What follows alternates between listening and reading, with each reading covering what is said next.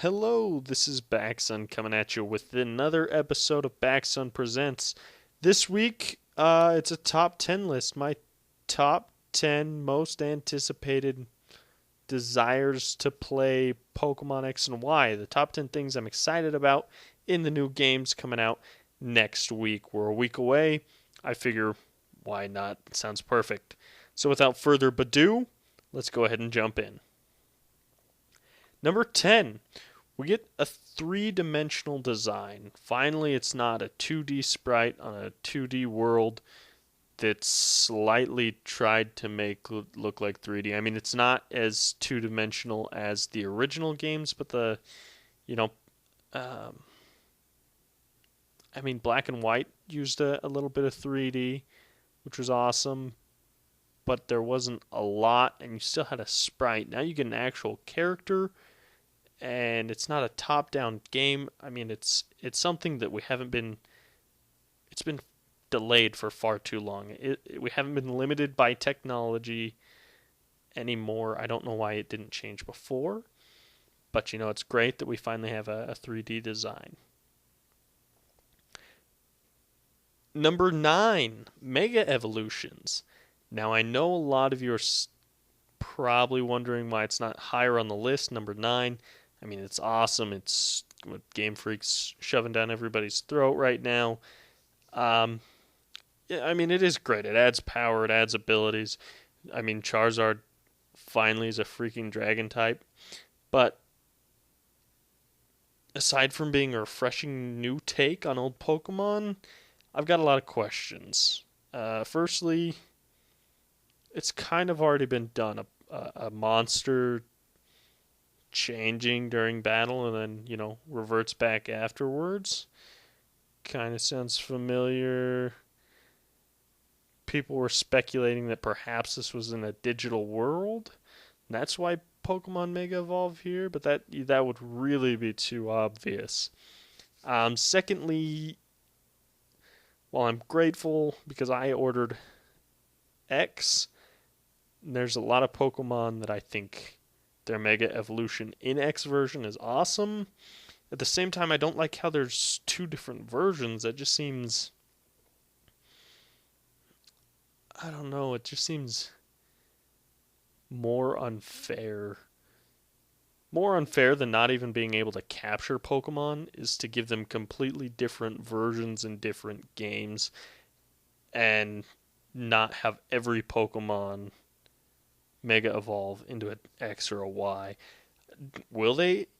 I'm not positive, but I doubt every Pokemon has an X and a Y version, and that kind of peeves me. And then secondly, or lastly, Mega Charizard X. When he Mega Evolves, his color changes. So, if I have a shiny Charizard and he Mega Evolves, is he still shiny? Number 8, character customization. Again, this is another one of those things that's been a long time coming. I don't know why we haven't been able to customize our character before.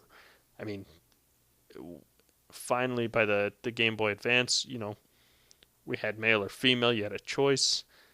But then we haven't had any customization aside from our team of Pokemon. And that's really, Pokemon is an RPG, and that's what an RPG is about, is making it your own, making it personalized. So, the fact that we can actually customize our own characters now, a couple of Pokemon, you can customize them. You can groom Frou so he looks however you want him, or she looks however you want her. That's great. It's just great. It's exactly what an RPG needs. Number 7. For the first time since Gold and Silver, we finally get a new type. It redefines Pokemon that I think have been held back by normal typing for far too long. I look at a Jigglypuff, I look at a Clefairy, and I don't see the same thing as a Snorlax. And really, they've been held back. They've had so much potential. Fairy now balancing out dark and ghost and dragon. Why is it super effective against dragon? I don't understand that. Other ones, there's other types I can, understand. Bug being super effective against psychic because people are afraid of bugs or arachnophobia and whatnot. And psychic's all about the mind. So I can understand that one, but why fairy on dragon? Doesn't make sense to me. Hopefully the games explain it. But then secondly, I never thought dragon was too overpowered to begin with. It was... there's not a lot of dragon Pokemon. And they're always secondary typed, which gives them more weaknesses. But, it's a new type. It's awesome. Again, Pokemon that have been held back can finally shine. Number 6, you have skates instead of running shoes. That's freaking awesome. I love skates. And kind of makes sense now, you're moving so quickly. Running shoes, I thought, like, holy cow, you fly on those things, especially in Emerald. If you're watching my Nuzlocke challenge, whenever I run in that game with the running shoes, I feel like my character is on crack. So, having skates makes sense why he goes so fast. And it's cool. It's a nice aesthetic change. Number 5, super training. It actually makes your EV's effective values visible. It makes it a lot easier to EV train a Pokemon. If you don't know what EVs are, every Pokemon, they have individual values, IVs, that they're born with.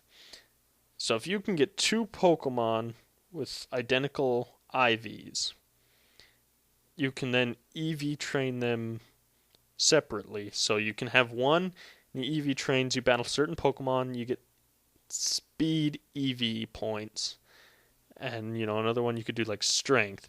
By the time they leveled up to 100, you could see the difference. You could visibly see a difference. The one with strength is obviously going to have a lot more attack. The one that you leveled up speed, his speed's going to be a lot higher. And you can see that. And you can split them up. You get... most people split them up 255 in 2 different stats. But, it's a pain. It's a long process. And this makes it a lot quicker, a lot easier, and it makes it more visible. So you don't have to guess as much if you mess up. Number 4, riding Pokemon. I have long wondered why I couldn't catch a Rhydon or a Rapidash and hop on the back, especially a Rhydon. Ride on. It's in the name. Why couldn't I hop on their back and ride them around? But it's great. From what I've seen, it looks like, riding the new Pokemon Go-Go. Looks like you go around pretty quickly. It looks like you can go up ledges now when you're riding on a Pokemon, which is awesome. Again, I've never understood why Pokemon weren't rideable. They use freaking Voltorbs and Pikachus and Power Plants. Why can't I ride my Ponyta? Number 3, when you finally meet Professor Sycamore, Professor Sycamore's not the first one to give you a Pokemon. You get your starter Pokemon from somebody else. When you finally meet up with him, he gives you one of the original starters. You get to start with one of the original 3, which is awesome. Firstly, I love their Mega Evolutions. Venusaur kind of gets the butt end of the deal, but, Mega Blastoise with that giant cannon on his back that can shoot 6 miles. Charizard with his X and Y version becoming freaking Fire Dragon. But it's the original 3. They give you that option to use that original Pokemon. For me, I played the original games. I was one of those guys that reset my game once a month probably. I'd rush through, I'd beat the Elite Four, and I'd reset it to start with a new Pokemon and try things differently because I wanted to try them all. I didn't want to be locked in with the one Pokemon. I think I started with a Bulbasaur. Actually, was the first one I chose. Then I went ahead and I chose Charizard, and then I went with Blastoise. And I love all three of the original starters. I love all of their evolutions. The middle are kind of awkward, some more than others. Charmeleon. Um, but you know what? I love the three of them all equally. No, that's a lie. I love some more than others. Number 2, Horde Encounters. I mean, how freaking awesome is this? I mean, it's going to make it easier to level up your Pokemon. It's actually going to bring more difficulty to the games. It's going to make it more of a fair fight. I mean, I don't know about you guys, but walking through a cave, I can take Zubats left and right as long as they're not, like supersonicking the heck out of me, or Geodudes aren't exploding on me. But it's awesome. You actually get a chance to fight more than one Pokemon at a time. Who knows? Maybe you're walking around with your trusty Pikachu and you get swarmed by Spearows. Right? It happened in the anime. Why can't it ever happen in the game? Well, now it can. And the number one reason I'm excited for X and Y, the XP share or XP all works like it did back in Generation 1, but better. If you don't remember Generation 1, if you gave a Pokemon XP share, he would take some of the XP and then it would split it among everybody in your party. Well, now you have your main Pokemon out there fighting, holding on to your XP share. It's going to get 100% of the experience points for the battle. So it's not like the other games where it splits it, they get half, and then, whatever Pokemon's holding the XP share out there gets half.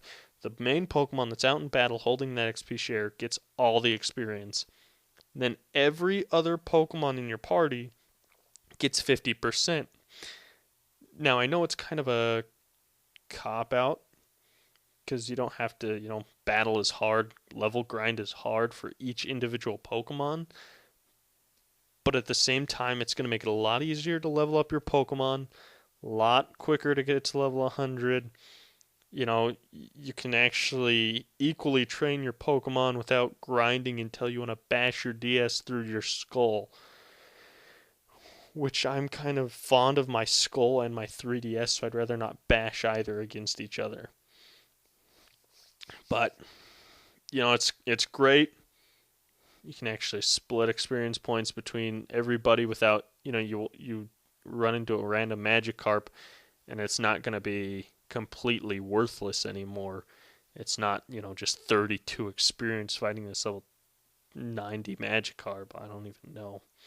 But you actually get experience, a decent amount of experience, and you can split it throughout everybody in the party, and nobody suffers. Anyways, thanks for watching. Please like the video, subscribe to the channel. You can follow me on Facebook and Twitter. As I get more followers there, more updates will come on those pages more often.